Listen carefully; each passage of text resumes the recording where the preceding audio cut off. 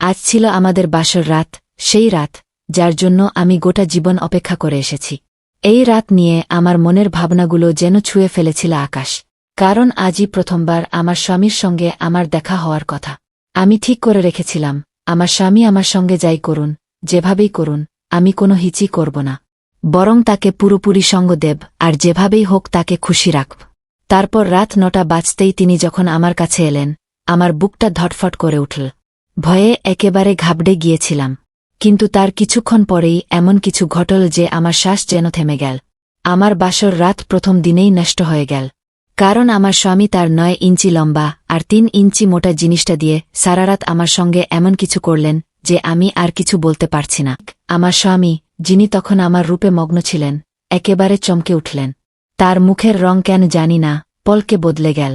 তিনি বললেন, মনে হচ্ছে মা এসে গেছে। এটা বলেই তিনি তাড়াতাড়ি বিছানা থেকে উঠে দরজা খুলে দিলেন। আমি অবাক হয়ে ভাবছিলাম, এই সময়ে আমার শাশুড়ি আমার সঙ্গে ঘরে কেন আসবেন? কিন্তু দরজা খুলতেই দেখি আমার শাশুড়ি এক গ্লাস দুধ হাতে নিয়ে দাঁড়িয়ে আছেন। এই পরিস্থিতিতে আমার শ্বাস আটকে যাওয়া আমাকে লজ্জায় ফেলে দিল। এটা কি ধরনের আচরণ? তিনি অনিককে বললেন, তুমি অন্য ঘরে গিয়ে শুয়ে পড়ো, আমার সঙ্গে অনেক কথা আছে। শাশুড়ির কথা শুনে আমার মাথায় যেন বাজ পড়ল। অনিক কেন অন্য ঘরে শোবেন? অনিক আমার দিকে একটা গভীর দৃষ্টি দিয়ে ঘর থেকে বেরিয়ে গেলেন। আমার কিছুই বোধগম্য হচ্ছিল না।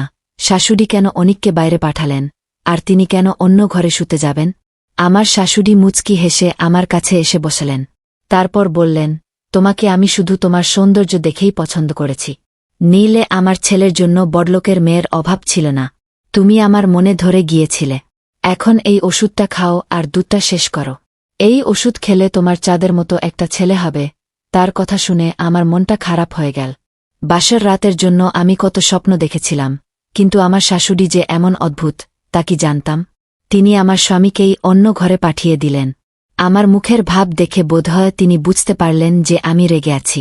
তিনি আমাকে বললেন, অনিক আমার কথার গোলাম, তাই তুমি আমার কথা শোনো, তাহলেই সব ঠিক থাকবে। এই বলে তিনি জোর করে আমার মুখে একটা ওষুধ ঢুকিয়ে দিলেন আর দুধের গ্লাসটা আমার ঠোঁটে ঠেকিয়ে দিলেন। ওষুধটা এত তেতো ছিল যে আমি বাধ্য হয়ে পুরো দুধটাই খেয়ে ফেললাম। তারপর তিনি ঘর থেকে বেরিয়ে গেলেন। কিন্তু কয়েক মুহূর্ত পরেই আমার চোখে ঘুম নেমে এল, আর আমি ঘুমিয়ে পড়লাম। সকালে যখন চোখ খুল, দেখি আমি তখনও ব্লাউজের পোশাকে আছি আর ঘরে একা। মাথাটা ভার লাগছিল। শাশুড়ির কথাগুলো মনে পড়তে লাগল। তার চিন্তাভাবনার জন্য আমার মনে দুঃখ হচ্ছিল। কে এমন করে? আমি কাপড় বদলে যখন বাইরে এলাম, দেখি শাশুড়ি অনিকের সঙ্গে নাস্তা করছেন। আমাকে দেখে তিনি হেসে বললেন, এসো, বসে নাস্তা করো। আমি অনিকের পাশে গিয়ে বসলাম। তিনি বড় গম্ভীর মুখে বসেছিলেন, মনে হচ্ছিল তারও মন ভালো নেই। শাশুড়ি প্লেটে ডিম ভেজে দিতে লাগলেন। অনিক চা খেয়ে উঠে অফিসে চলে গেলেন। তখন শাশুড়ি বললেন, আজ থেকে তুমি শাড়ি পরে থাকবে। অনিকের সামনে এত সাজগোজ করার কোনো দরকার নেই। অনিক চলে যেতেই তার আচরণ আমার প্রতি কঠোর হয়ে গেল। নাস্তা শেষ করতেই তিনি আমাকে রান্নাঘরের দিকে ইশারা করে বললেন, আজ থেকে সব রান্নার কাজ তুমি সামলাবে। তার এই পলকে পলকে বদলে যাওয়া রূপ দেখে আমি হতভম্ব হয়ে গেলাম।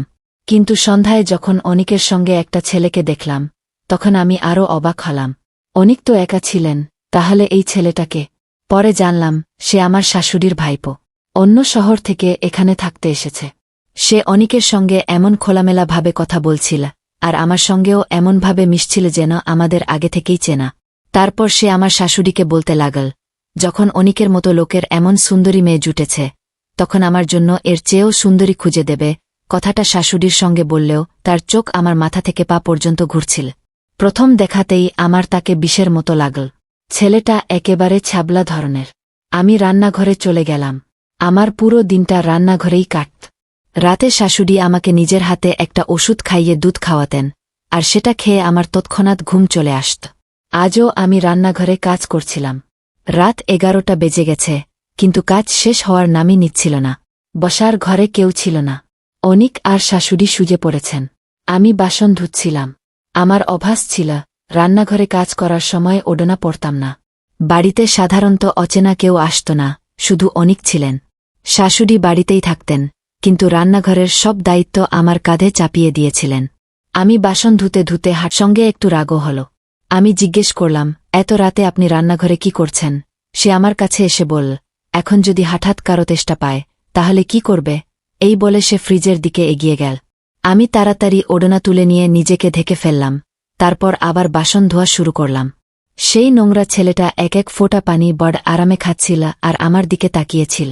আমি বুঝতে পারছিলাম তার চোখ আমার ওপর আটকে আছে, কিন্তু আমি না দেখার ভান করে তাড়াতাড়ি বাসন ধুজে ফেলতে লাগলাম, যাতে রান্নাঘর থেকে বেরিয়ে যেতে পারি। তখনই সে বলে উঠল, আমার লজ্জা লাগে, এত সুন্দরী মেয়ের স্বামী অনিকের মতো কিভাবে হতে পারে? যার থাকা না থাকা একই। আমি থাকলে তো। তার আরও কিছু বলার আগেই আমি তাকে একটা চড় মেরে দিলাম। বোধহয় সে আমার কাছ থেকে এটা আশা করেনি, তাই সে অবাক আর রাগে আমার দিকে তাকাতে লাগল। আমি বললাম, এরপর থেকে জিভ সামলে কথা বলবেন।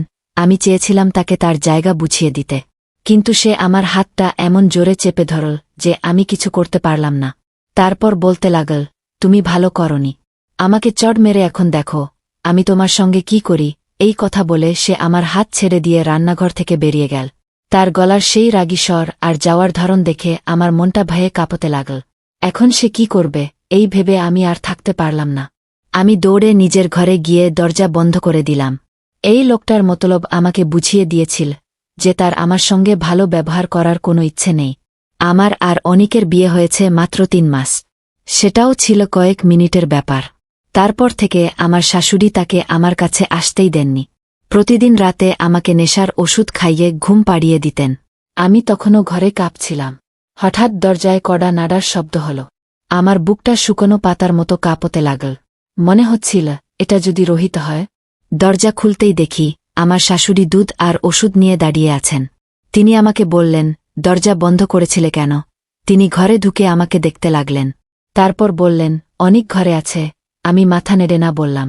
মনে হয় তার ভয় ছিল অনিক আমার ঘরে আছে কিনা।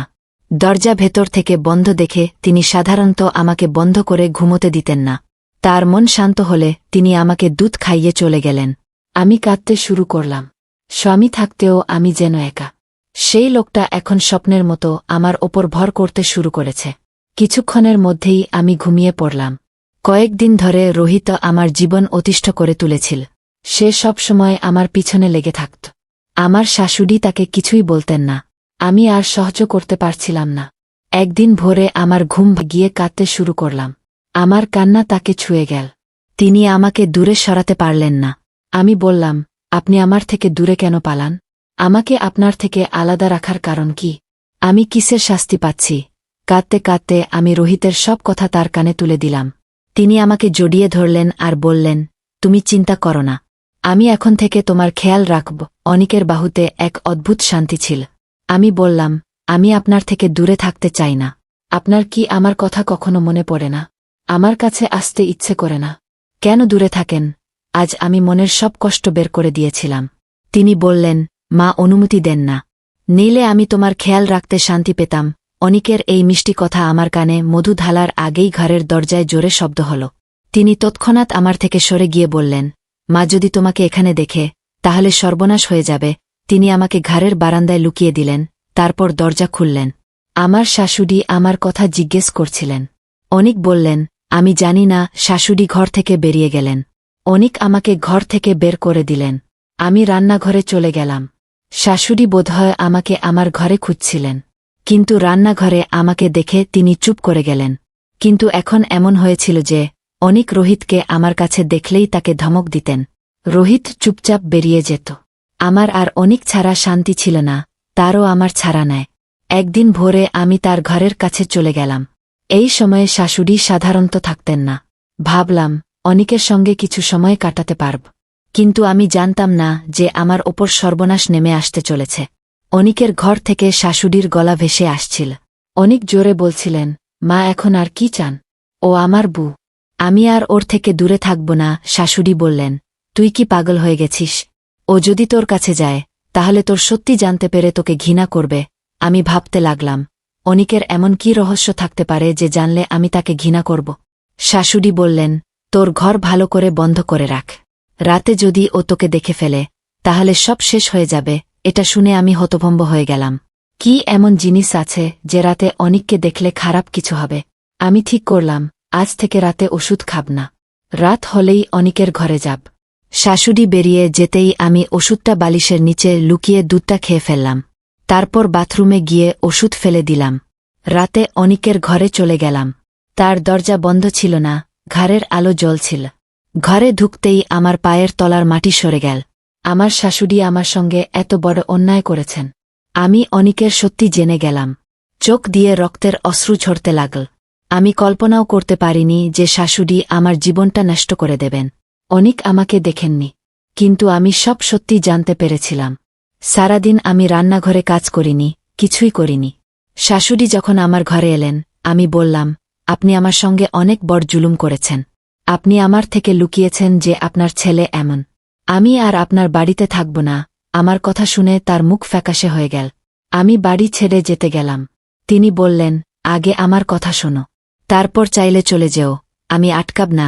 তারপর তিনি যে সত্যি আমার সামনে তুলে ধরলেন, তা শুনে আমি থমকে গেলাম। তিনি কাঁদতে কাঁদতে সব বলে দিলেন। তার কথা শুনে আমি যাওয়ার সিদ্ধান্ত বদলে ফেললাম। রাতে আমি আবার অনিকের ঘরে গেলাম। অনিক মেয়েদের পোশাক পরে আছেন, মুখে মেকআপ, মাথায় লম্বা চুলের পরচুলা। আমাকে দেখে তিনি কিছুক্ষণের জন্য স্তব্ধ হয়ে গেলেন। তারপর বললেন, তুমি ঘরে কিভাবে এলে? মনে হয় তিনি এই কারণে ভয় পাচ্ছিলেন। আমি বললাম, আমি আপনার সত্যি জেনে গেছি। আপনার মা আমাকে সব বলে দিয়েছেন। আমার কথা শুনে অনিক আমার কাছে এসে বললেন, এখন থেকে তুমি আমার কাছেই থাকবে। আমি হ্যাঁ বলতেই তিনি খুশি হয়ে গেলেন। অনিক আমাকে বললেন, তিনি নিজের সবকিছুর প্রতি খুব ভালোবাসেন, কিন্তু মেয়েদের পোশাক পরতে পারাটা তার কাছে একটা ছাড়পত্রের মতো। আসলে তিনি যা ছিলেন না, তার থেকে অনেক বেশি জটিল মানুষ। তার ছোটবেলা থেকেই মেয়েদের মতো থাকার শখ ছিল। এই শখটা তার ওপর এমনভাবে চেপে বসেছিল যে এটা তার জীবনের একটা অংশ হয়ে গিয়েছিল। আমার শাশুড়ি তার সামাজিক কাজের জন্য সারাদিন বাড়ির বাইরে থাকতেন। অনিকের দেখাশোনার জন্য একটা মেয়েকে রাখা হয়েছিল। সেই মেয়েটার সাজগোজের খুব শখ ছিল। সে নিজে শাশুড়ির শাড়ি পরত, আর অনিককেও সেই রকম পোশাক পরিয়ে তার মেকআপ করে দিত। ছোটবেলা থেকেই অনিক শাশুড়ির শাড়ি পরে, মেকআপ করে সেজে উঠতেন। তার এইসব আচরণের দিকে শাশুড়ি কখনো বেশি নজর দেননি। সেই মেয়েটা রাতে অনিকের সঙ্গে শুত, তাকে গল্প শোনাত, আর মেয়েদের মতো সাজিয়ে তুলত।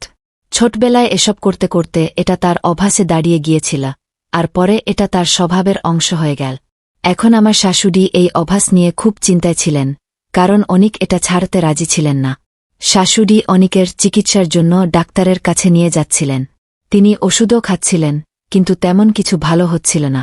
আমাকে নেশার গুলি খাইয়ে ঘুম পাড়ানো হতো যাতে আমি কিছু না দেখি আর অনিকের চিকিৎসা চলতে পারে। আগে তিনি সবসময় মেয়ে সেজে থাকতেন, কিন্তু এখন দিনের বেলা পুরুষের মতো কাজ করতেন, আর রাতে মেয়েদের মতো সাজতেন।